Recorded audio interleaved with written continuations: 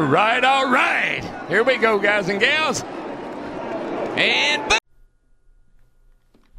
And we are hopefully live here from the Blaze Radio Studio.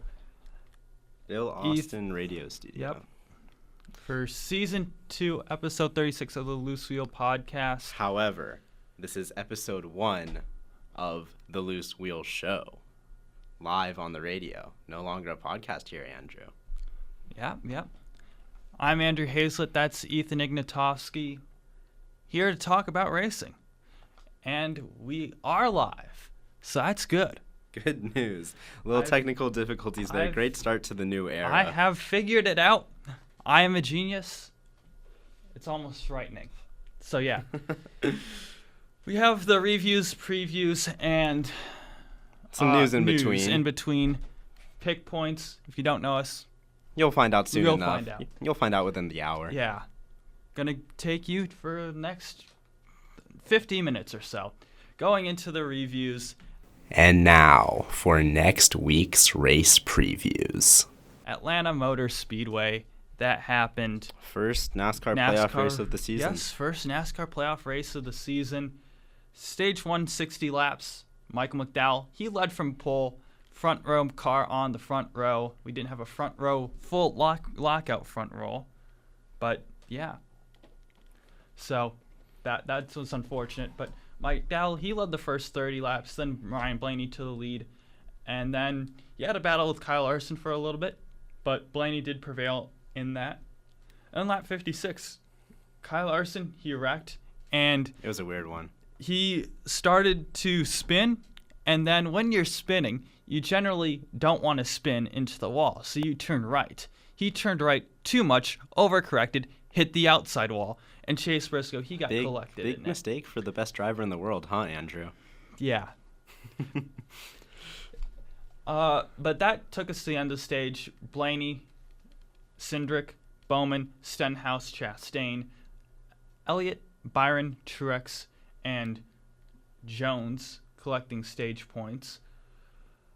Well, all those guys except for Jones, Chastain, and Stenhouse, they were in the playoffs. So that's huge. Valuable points. Those stage points are huge to advancing into the playoffs. So yeah. Getting out of the first round, yeah. Stage 2, a little bit longer, 100 laps, taking you to lap 160. Coming out of the pit road, you had Bowman, Cindric, Stenhouse, Logano. Well, Blaney then followed by Logano. And then on the restart, Cindric and Bowman were even. Cindric prevailed from that. And then lap 115, a debris caution. But it was not the phantom debris cautions of 2011, 2012 time. There was actual debris. It would not be the only debris caution we'd see at Atlanta. That was interesting. So everyone pitted. Most of the field took no tires. Cindric, Bowman, Blaney, Suarez, and then you had Byron and Elliott on 2 tires, Logano on no tires, and Wallace on the 2 tires. Reddick and Hocevar, they made contact on pit road, so that didn't ruin their days, but kind of damaged their cars. Bell had a tail end penalty for pitting outside the box. Lap 20 restart, Cindric leads, and that he won to the end of the stage, followed by Blaney, Bowman, Suarez, Byron, Stenhouse, Chastain, Elliott, Bell, and Gibbs. Yeah. Again, Chastain, Stenhouse, not playoff drivers. They didn't get the stage points. Or they'd still get the stage points, but they're battling Doesn't matter for the playoffs. Yeah, they're battling for 17th. Who really cares about that? Right now, if you're not top 16, it's unfortunate, but no one really cares what you're doing. Sorry. Right. Stage 3, that takes us to the end of the race 260, another 100-lap stage. Chastain, McDowell, and Stenhouse, Gibbs, and Byron. Everyone was on 2 except for McDowell. Everyone else was on 4 except for McDowell, who was on 2. Lap 167, Chastain gets the lead on restart. And then on lap 175, John Hunter Nemechek, he crashed. So that was unfortunate for him, his day, that legacy team. So that's unfortunate for them. And then on pit road, Suarez hits Logano, and LaJoie hits Elliott into Stenhouse. So pit road melee, but minor. No one had bad damage from it. But to avoiding pit road melee was Ty Gibbs and Bud Wallace. They stayed out. But the top 5 guys that were on tires were Blaney, Chastain, Bowman, McDowell, and Byron. Gibbs eventually got the lead. He battled with Wallace for it. And then Wallace took the lead. Lap 205, Buescher spins. He hits Blaney who slides and hits Truex. Few pit, including Blaney, Wallace, Truex, and Gibbs. So there, you thought maybe this alternate strategy of Wallace and Gibbs, no good. But you'll see about that. Busch inherits the lead because he was the first car that didn't pit and got the lead on the restart. And that's at 211. 233, William Byron to the lead. 234, Gibbs on those tires. He got to the lead. Then lap 247, Suarez side by side with Gibbs. They battled for a couple laps. And then the debris caution. Suarez was leading at the time. You know what debris caused this caution, Ethan? What, Andrew? The advertising board for Walmart above the straightaway. It fell off. Things happen. You know what the race is called? Quaker State 400 at Walmart. Really? Suarez was leading in the Quaker State car. I'm not saying anything, but it's an interesting coincidence that those two things happened at the same time. Probably nothing, but it was funny. I think that's better advertisement for Walmart than if the sign just stayed as a sign, you know? Yeah. They got more TV time. Yeah, we're talking about them. Lap 255 on the restart, Ty Gibbs to the lead. And then Suarez pulls even. And then next lap, Busch pulled even along, making it 3 wide. Then Gibbs, he surged ahead. And Suarez Logano, they pulled even with Gibbs. And Gibbs fell his back. Lap 257. 260 is on the race. Lap 258. Crash in the back. Noah Gragson, he spun after contact with Burton. So we go into overtime. Suarez and green, white, checkered. Yeah, Suarez and Logano. They are on the lead. The first row. And they were even at the white flag. There were no caution. And then Logano surged ahead of Suarez, goes ahead, wins, and then a big crash coming to the line with Hamlin, Wallace, Berry, Burton, Ware, Chastain, Stenhouse, Jones, and Gilliland. Chastain got into the wall, and others got collected after. I would give this a 7 out of 10. Ethan, did you watch the race at all? I didn't watch too much of this race. I did see the end, saw the green, white, checkered, all the craziness at the end of the race, which seems to be a Atlanta thing. Huge win for Logano, obviously being in the playoffs, and then a guy like Daniel Suarez, who he needs these early performances. You know, he's not a driver who a lot of people expect to go super far. Getting a second, that's huge for him. So those two drivers really, really benefited from Atlanta. Yeah. The guy who didn't benefit, Ethan, was Denny Hamlin, whose strategy was to ride around in the back all day and wait for the wreck. And he got caught up in the last lap wreck. Didn't have much. Denny Hamlin is just Mr. Bad Luck. So, Denny Hamlin, you get the chicken award. And Mr. the chicken Chicken. award, I have a rubber chicken that my friend gifted me. There's a story behind it. So I feel very sorry for anyone listening to this. Yeah. Rip headphone users in about a few minutes here. So we give that to someone or something who does something not very smart. They did not use their head. So Denny Hamlin and his team, you get the chicken award for just riding around back to avoid the wreck, and you were the wreck. So there you go. Chicken award, first in the Phil Austin radio studio. First in the live era. First in the live era. And now, after that, let's go into the news. And now for the news. Ethan. Let's do it. And there is some spicy news. First of the spicy news All right, never do that again. is 2311 Racing confirms team has not signed the latest charter agreement. And the charter agreement basically allows teams to race and they get money and other things that are very complicated that I don't know. We don't have enough time to explain the NASCAR charter system on our hour-long live radio show. So that's how complicated it is.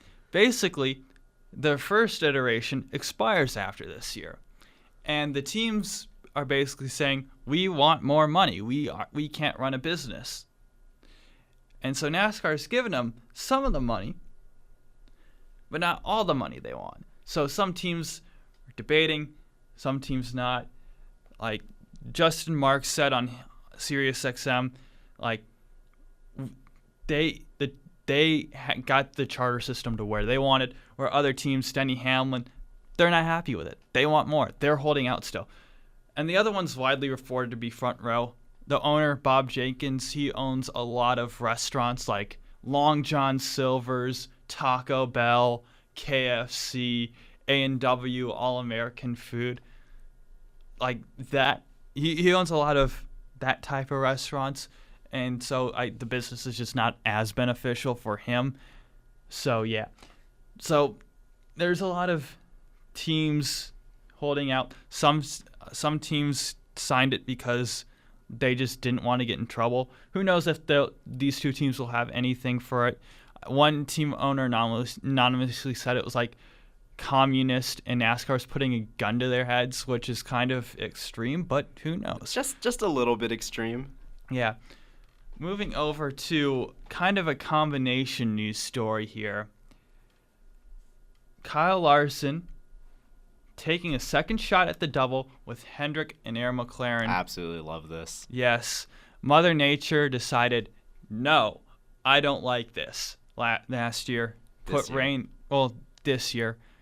When they had rain at the Indy 500, Kyle Larson can race. And then he got to Charlotte to race the NASCAR race, rain came again. Yeah, it just messed up the timing, and by the time he got to Charlotte, the rain had caught up to him and ruined his chance at the double. Yeah, this is something that should be happening pretty much every year for Kyle Larson and Aaron McLaren until they win it. Yeah. And look, this isn't out of the question that Kyle Larson actually does win in Indy 500. He was extremely fast the entire month leading up to the Indy 500 because, for those that don't know, you basically get a month of testing, qualifying, all that before the actual Indy 500 race day. He was quick the entire month. He was doing better, arguably, than Pato O'Ward, who was his very well-respected and highly thought-of teammate, especially at a track like Indy.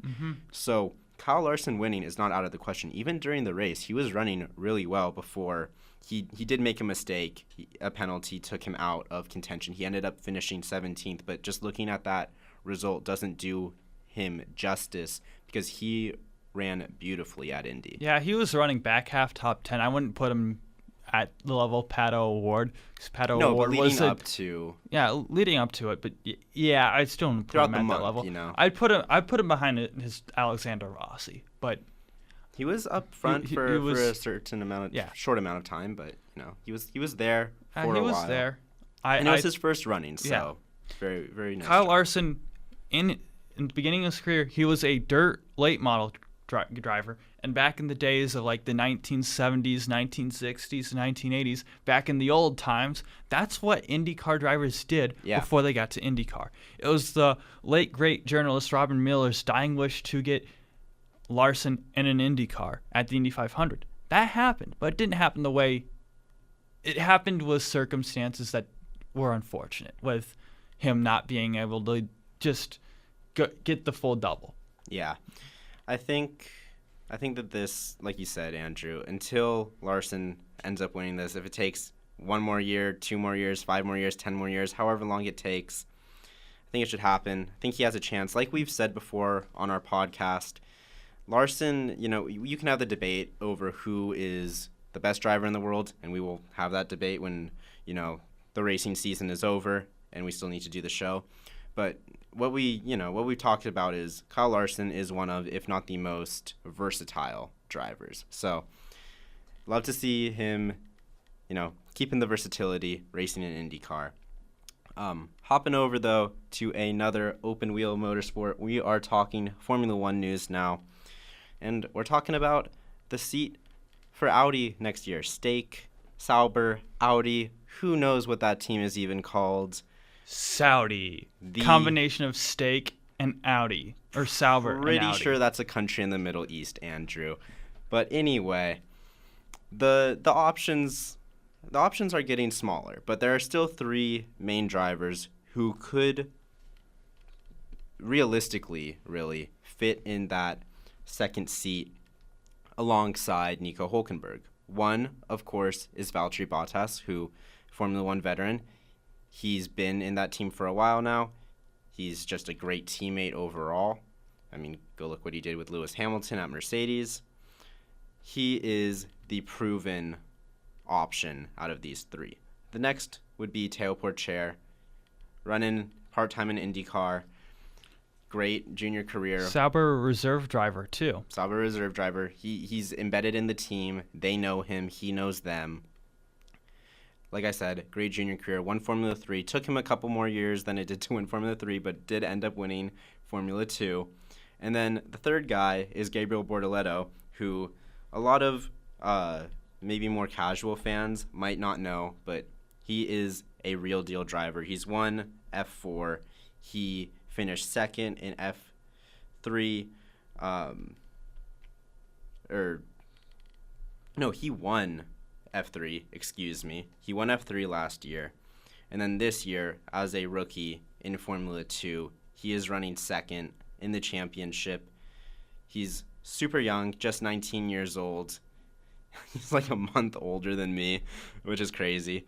This kid, he is a real deal. He is part of the McLaren Driver Academy. So McLaren, of course, they don't want to let him go, which could potentially make things a little tricky.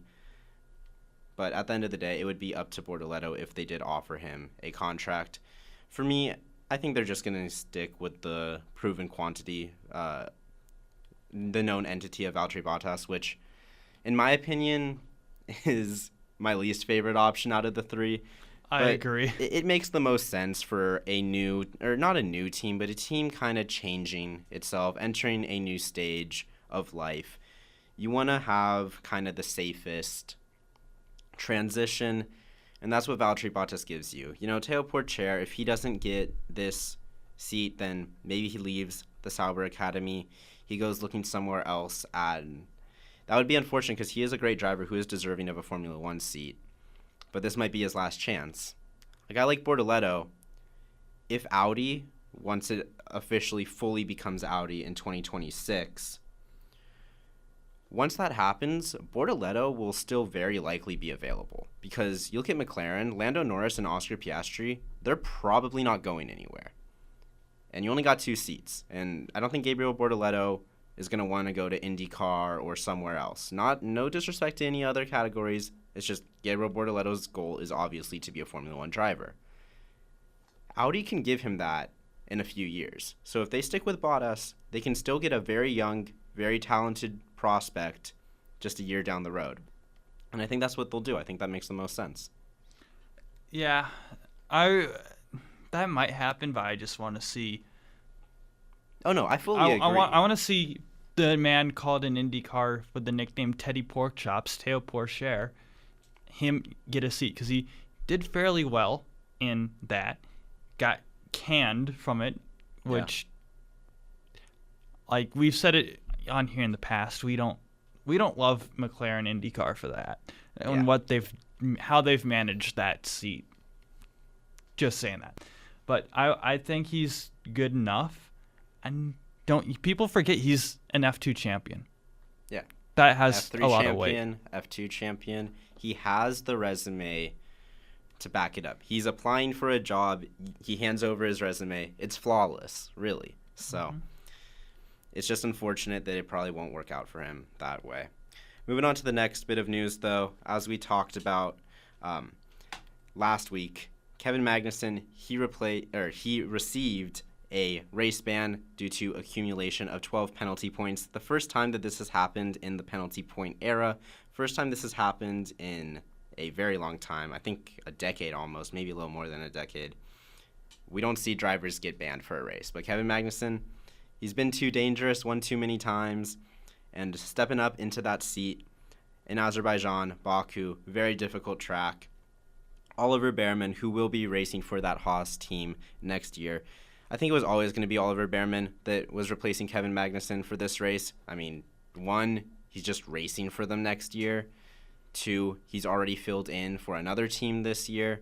And 3, he's already going to be there because he was going to be racing for F2. It's a lot simpler than bringing in a driver from outside.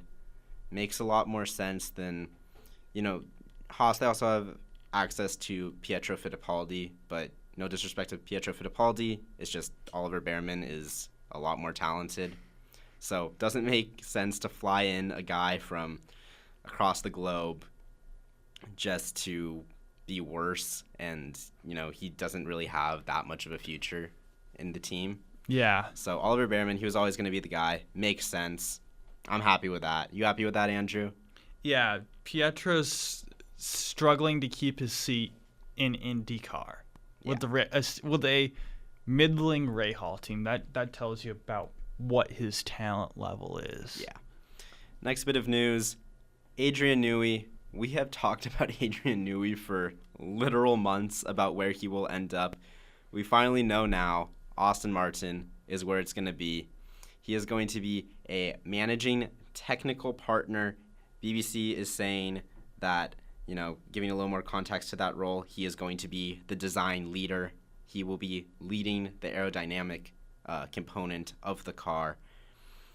Per BBC, it is a 5-year deal between the two parties, and Adrian could be making up to $30 million a year.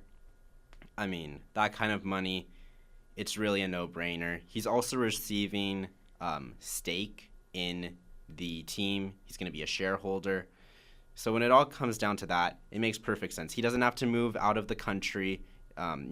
He's older now. He's in his 60s. He probably didn't want to relocate to Maranello.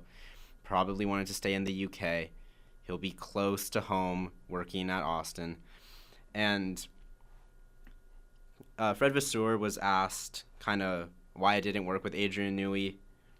And he said that they couldn't agree to a role that's according to the French newspaper La Equipe. Probably butchered that, but it's according to them.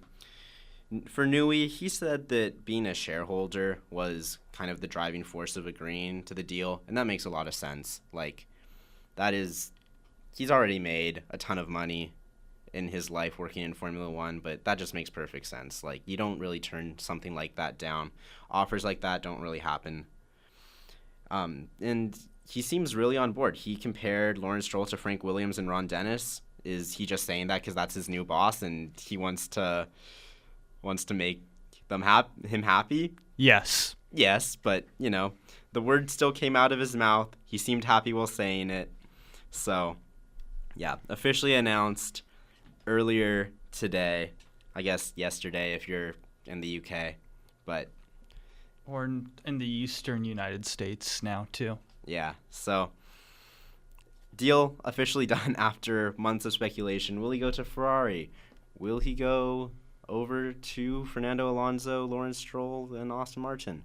Lance Stroll's there too, but no need to mention that.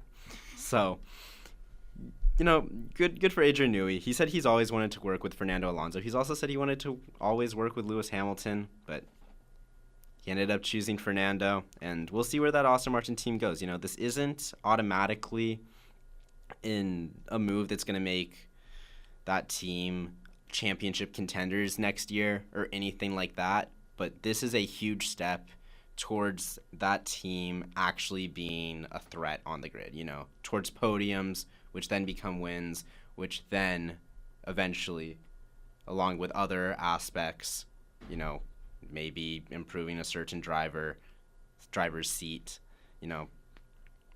can bring you towards a Constructors' Championship winning team as a whole.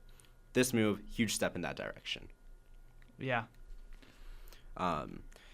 Santander is a big sponsor of Ferrari, if you didn't know that, Andrew. I did know that. You did know that. Except they will no longer be a sponsor of Ferrari after this year. Instead, they are going to become a sponsor of Formula One overall. They are essentially, Rolex is moving out as one of the main sponsors of F1. Santander, completely different industry, but they seem to kind of be taking Rolex's place. There's going to be Grand Prix with the Santander name involved in it, such as the Spanish Grand Prix. I don't think they've announced the others yet.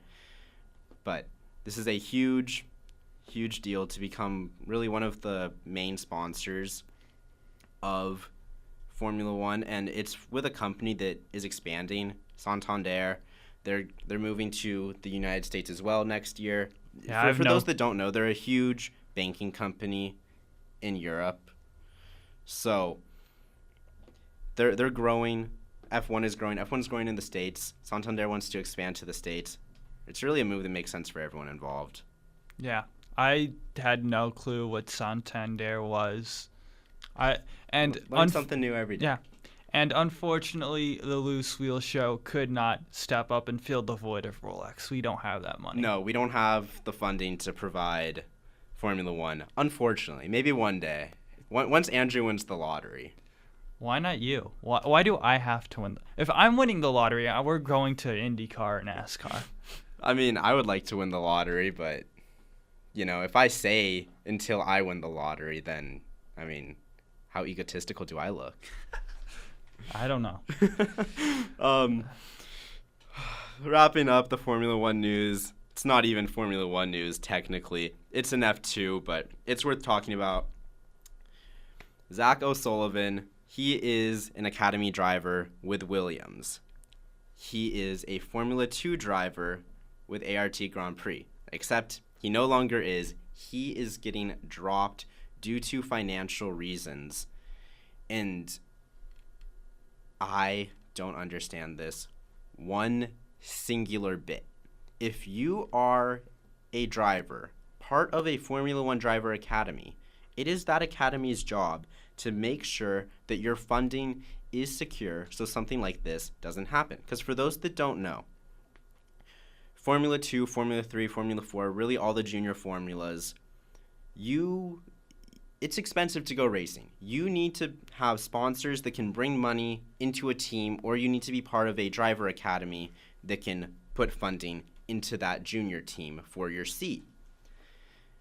And Zach O'Sullivan, he doesn't have a lot of that sponsorship funding. So being part of the Williams Driver Academy, it's supposed to guarantee him a seat throughout the year. And now Williams just isn't able to fulfill that. I don't understand that at all. This is a very solid driver. It took him 2 years, but he finished second in Formula 3.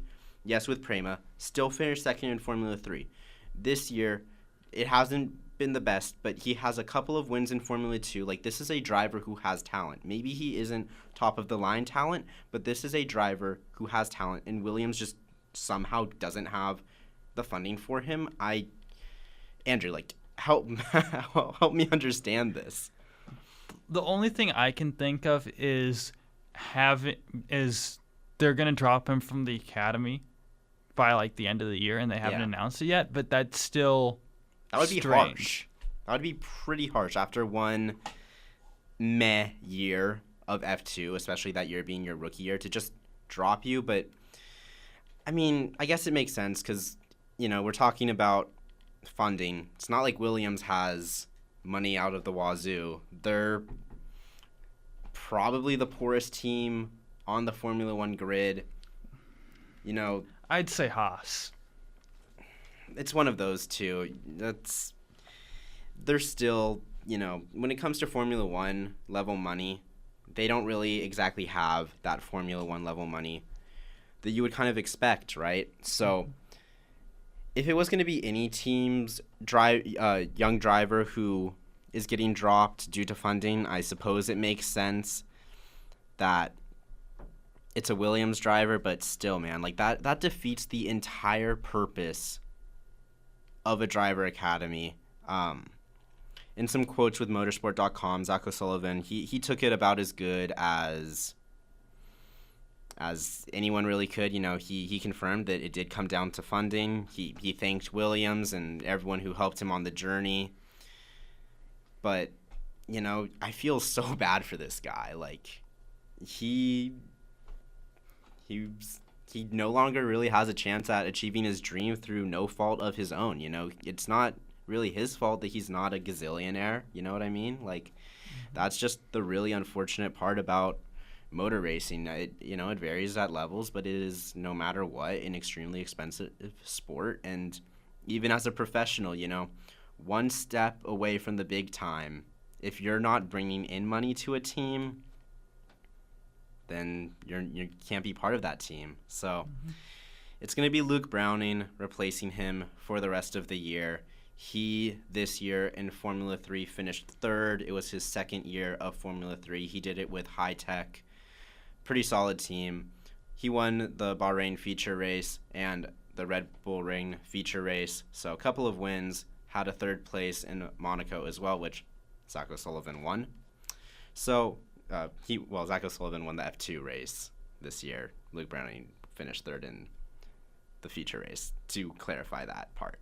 So Luke Browning, he's going to be in that seat for the rest of the year. And another driver who will be making his Formula 2 debut is Gabriel Mini. He is replacing Oliver Behrman at Prema for the Azerbaijan weekend, due to, of course, Oliver Behrman being occupied with other more important racing opportunities. As we said earlier, he is filling in for Kevin Magnussen. That's really all for the European single-seaters, Andrew. So if we want to hop back across the pond to IndyCar, they are evaluating some off-season international things. Yeah, they're thinking about maybe trying to go into Europe, trying to go into Japan, trying to go into Mexico. Expand the market. Which they've been saying since 2013 when the current CEO took over. Haven't done anything. You think this is a nothing burger? It's a nothing burger. What I like to see IndyCar have an off-season series internationally. Yes, I'd like it to be included with the championship. Like IndyCar, they could be going to some of the quote-unquote second-rate British tracks outside of Silverstone, going to other European tracks. I would love to see IndyCar at Brands Hatch. Brands Hatch for one. Maybe Donington. You look at Germany, has the Nürburgring and the other track there that I can't think of. Hockenheim. Those two tracks. Maybe Mugello in Italy. There's some quality tracks that IndyCar could go out and put on a show. And I think possibly going back to Surfer's Paradise somewhere in Australia. Like I said, Japan, maybe try to get the Motegi Oval back, or maybe the road course. I don't know. We'll see. Yeah, I think it would be nice. You know, maybe you don't have to go all the way across the world. You can just, go to Canada for a race, go to Mexico for a race. You can keep it local, help keep costs down for IndyCar, because I think that probably plays a factor in this. And you can still expand the market even without going across an ocean. So yeah, IndyCar, let's do it. Let's do it, but let's commit to it. Yeah. They've rumored Argentinian race. Haven't done anything with that with Ricardo Juncos. They've had the most popular driver Pato Award in Mexican driver. No races in Mexico. Your closest track. It's not like they don't have racetracks. Like, closest tracks are Long Beach and Thermal Club, which that's not really that close. NASCAR's going to Mexico. Why can't IndyCar? Just behind, always behind IndyCar. Yeah. But the racing is not behind. That's why we talk about IndyCar, because it's got quality racing. Great racing. Chip Ganassi Racing confirms IndyCar downsizing plans. Indy next to return. So this is in wake of the charter agreement. Charter is basically is a lot like NASCAR's, in fact, that you have 20 instead of 36 cars guaranteed in every race, it's 25. So 4 open cars, it's 2 open cars. So yeah. So just it guarantees these cars, and one of the rules is that you can't have more than 3 cars, which affects of the 9 teams, of the 10 teams on the grid, doesn't affect 9 of them. But Ganassi has 10, so they have to downsize, which is unfortunate because I'd like to see as many cars on the grid as possible. Yeah. And IndyCar is shooting themselves in the foot. And with limiting cars that can the total of cars and the fact that you can't have anyone not qualify, which is disappointing. Yeah, we've talked about this before. Yeah. So at least they're planning an Indy next return, have their resources somewhere. So that it's from what it sounds like, we know Palou and Dixon are going to be in there for sure. Armstrong and Lundqvist have contracts along with Kiffin Simpson. Obviously, someone's likely going to be farmed out to Meyer Shank. Someone will have to be let go. Looks like Simpson will be in the 3rd Ganassi car, Kiffin Simpson, who has a contract as well. And I believe Marcus Armstrong is the favorite to get that not Dale Coyne Shank seat. Shank, okay. Meyer Shank. Shank seat. Alternate oval tires for return for Nashville IndyCar finale. Have a hard tire, soft tire. Very interesting. You now don't have to run new soft tires or new hard tires. You just have to run soft tires. They can be scuffed. They can be fully used. Just run 2 sets of the alternates and 1 set of the primaries, I believe, if I'm going off memory. That'll create some interesting strategies. Mm-hmm. Yeah, I don't like how late this was, and I don't like how they're doing it. They hadn't implemented at another oval race. I feel like it's unnecessary. I feel like they're concerned that the racing might not be as good at Nashville as we've seen at Gateway or Milwaukee, or even Iowa. So yeah, we'll see. That's cause for concerning. As expected, Catherine Legg to remain in Coyne's number 51 for Nashville. That was the only ride unconfirmed, and yeah, now it's filled. Filled. And then last bit of IndyCar news: Alex Palou and McLaren's lawsuit is heading towards mediation. This has been an extremely long saga. Essentially, if you don't know, Alex Palou was maybe going to drive for McLaren, supposedly. Things happened, didn't end up driving for McLaren. There's contract disputes. Just, there's so much to talk about. Go read up about it if you don't know. But this case is heading towards mediation, and unlike arbitration, which basically calls for a settlement to be reached, mediation does not require either side to accept whatever offers might be proposed to them and could end the lawsuit. So it seems like this is a good way for both sides to kind of get done with this saga. But if the mediation is unsuccessful, a trial later in 2025 will most likely happen, and then that will finally put an end to this, what would be years-long just disaster for both. Kind of everyone involved. Especially McLaren, because they thought they had a great driver to pair with Pato O'Ward, and then now you don't. Real winners in this, Alex Palou. He gets to continue winning championships. I don't know if we could say that if it was with McLaren.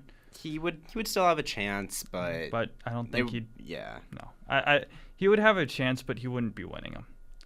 And then, finally, the fact. The other winner was Mr. Chip Ganassi, keeping your driver for the future, who's great. moving on to the previews, our third segment and final segment of the show. Penultimate segment Well, of the show. I feel that pick points are a subsection of previews. Fair enough. Yeah. And now for next week's race previews. Watkins Glen, Cup and Xfinity trucks are off this weekend. We have a couple driver changes. We have AJ Allmendinger in the 13, Kaz Grall in the 15, SVG Shane Van Gisbergen in the 16, and then Juan Pablo Montoya in the 50 car returning. Go! As always, I give the 5 drivers that I think are going to do well for NASCAR and IndyCar, the top series. So my 5 are 2-time winner Kyle Larson, 2-time winner Chase Elliott, William Byron, defending winner, Denny Hamlin's won there before, and Martin Truex Jr. Your other winners I snubbed are Kyle Busch, Juan Pablo Montoya, AJ Allmendinger, and Joey Logano. I like Hamlin, Truex, and Byron over those guys a lot. Makes a lot of sense. I would agree with you with those 5, but very happy to see Juan Pablo Montoya back in a NASCAR. Love that. Yep. Xfinity, you have a couple notable drivers here. You have Joey Logano in the 15 for AM Racing. You have William Byron in the 17 for Hendrick Motorsports. And the Joe Gibbs All-Star Cars, Ty Gibbs, Eric Almirola. Ed Jones on the 26 Sam Hunt team. They can always compete on road courses. 32 is Austin Green for Jordan Anderson Racing. A couple other notable changes. DGM Racing shaking their lineup up this week. Kyle Weatherman, who's been in the 91 for all races this year, he's moving to the third car, the 36. Josh Bilicki, the road course specialist, will be in the 91, and the 92 will be Ross Chastain. You have in the 45, you have for Alpha Prime, Elon Day, the road course specialist. You have one of my favorite up-and-comers for Junior Motorsports in the 88, Connor Zilic. And then in the SS Greenlight cars, they're bringing a couple of ringers, Jade Buford and R.C. Enerson. They might be able to sneak out a surprise top 20 for you. In Nashville, IndyCar, Championship decider. No driver changes. The 5 drivers to watch out for. There's one guy, Ethan, who has won at Nashville Superspeedway before. It is the Iceman, Scott Dixon. Yeah. 3 wins there. I don't think many drivers have raced the track before. But so that allows me to say, who are the best oval racers? I think the best 3 oval races are Will Power, Scott McLaughlin, Joseph Newgarden. Mm-hmm. And then I look at the most similar track to this, I think, is Iowa. Who's great at Iowa? Pato O'Ward. Okay. So those are my 5 drivers to watch out for.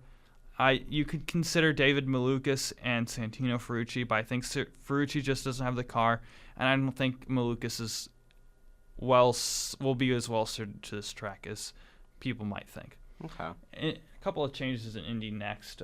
Michael D'Orlando in the Andretti/Cape number 3. Nolan Alaire in the HMD 11 replacing Reese Gold.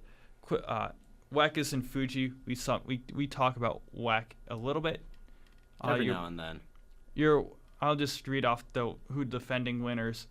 In Hypercar, you have Toyota Gazoo Racing with the drivers Conway, Kobayashi, and Lopez. Lopez is in LMGT3. In LMP2, a class that no longer exists, Team WRT run with Andrade, Delicatraz, and Kubica. I believe Andrade is still racing in WEC, and I know Robert Kubica is in Hypercar. Kubica. I can't pronounce names for the life of me. And then I'm going to pronounce another one. And in LMGT3, you have AF course number 54. This lineup is returning all 3 of its drivers with Castellacci, Floor, and Rigon. So, yeah. And then Ethan, tell us about Azerbaijan. It's Formula One. We never have driver changes, except we do. We mentioned it earlier. 2 weeks in a row. Out. That's correct. 2 weeks in a row. Kevin Magnussen out, and Oliver Behrman in. As Andrew mentioned, we do still have Franco Colapinto in the Williams. Logan Sargent, you will be missed. Although, up until really recently, like just a few days ago, his posters were still like at the track, like advertising, Logan Sargent's going to be here. Come watch Logan Sargent. So that's kind of funny. But yeah, no changes in Formula One besides what we've already mentioned. Yeah, it's Baku. It's gonna be crazy. And then next race there'll be a change. Kevin Magnussen back in. So 3 races in a row there's gonna be changes in Formula One. You're not wrong. I always laugh at Formula One even being on the preview segment because there's never anything to preview for Formula One. But yeah, you're right. 3 weeks in a row there technically is something to preview for Formula One. But now we're nearing the end of the show. It's time for my personal favorite segment of the show. Is it my favorite segment of the show because I am beating Andrew at something? Potentially. Yes, it is. Let's be honest. Let's be honest. But I love pick points. Essentially, it's exactly how it sounds. We pick what drivers we think are going to win, or you'll see how it works for different series, but we pick drivers. We get a certain amount of points for those drivers. In the championship, I have 303 points to Andrew's 276, which is not a huge margin. Andrew could come back. There is still plenty of racing to go on in this racing season. We've got over the quarter schedule left. Yeah, so plenty of time for Andrew to make up ground. Honestly, he could make it all up this weekend. Yeah. It would be pretty impressive, but he could. And now for next week's race picks. Yeah. But to go over last week, Austin Hill, he won the Xfinity race in Atlanta. He was my pick. Andrew took Jesse Love. So I get 5 points because Austin Hill won the race, and Andrew gets 0 points. For the Cup Series race, I took William Byron, and Andrew took Ryan Blaney. Ryan Blaney didn't win, but he finished ahead of William Byron. So Andrew gets 1 point for William Byron finishing behind his pick of Ryan Blaney. So we'll run through our picks super quick. We're both taking Louis Foster for the Indy Next race in Nashville. There is a trend with Foster where he goes, wins 2 races, loses a race, wins 2 races. And this is the second race he should win. Yeah. So after that, we got the Nashville main IndyCar race. Andrew, you're taking Scott McLaughlin. I'm taking Alex Palou. Think he gets a win here to win the championship. He's never won on an oval. No, that's why it would be perfect for him to win on an oval to win the championship. And besides, as he's mentioned on Twitter, Scott McLaughlin is going to pull the genius strategy, lock Alex Palou in the porta potty before the race so he can have a mathematical chance at the championship. You're not wrong. Scott McLaughlin only has a mathematical chance at the championship if Alex Palou does not start the race. It is between Will Power and Alex Palou in this finale. Don't think we mentioned that.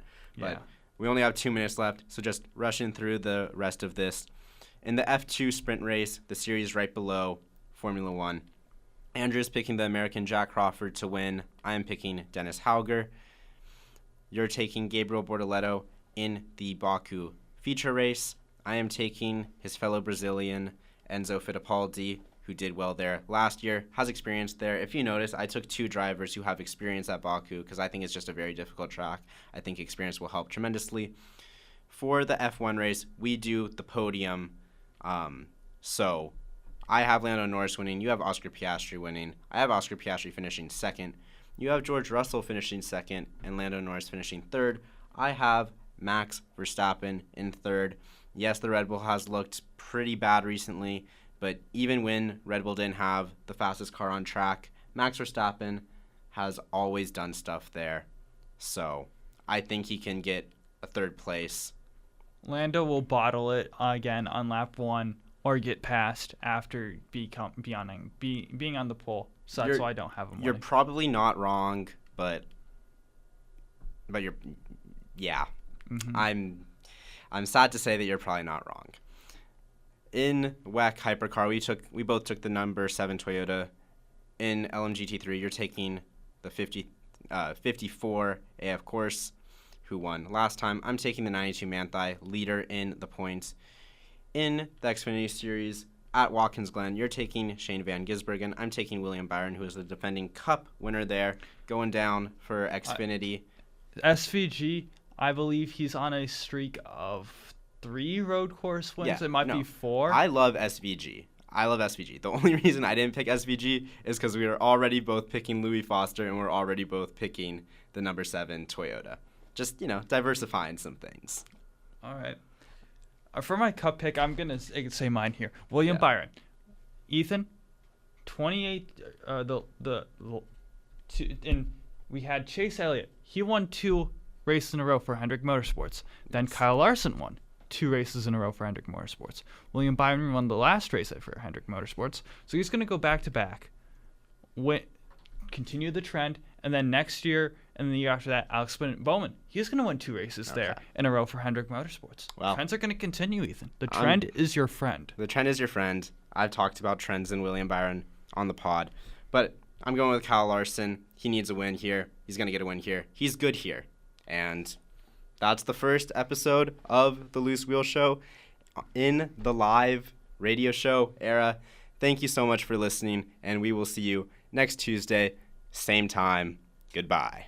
Goodbye. Next up is our friends with Breakdown After Dark. See y'all next week. To me, it looked like he actually lost the wheel. The wheel for Ross Chastain is still and perfect. Wheel on the track. Did you leave the wheel loose? You picked the fine time to leave me loose, wheel.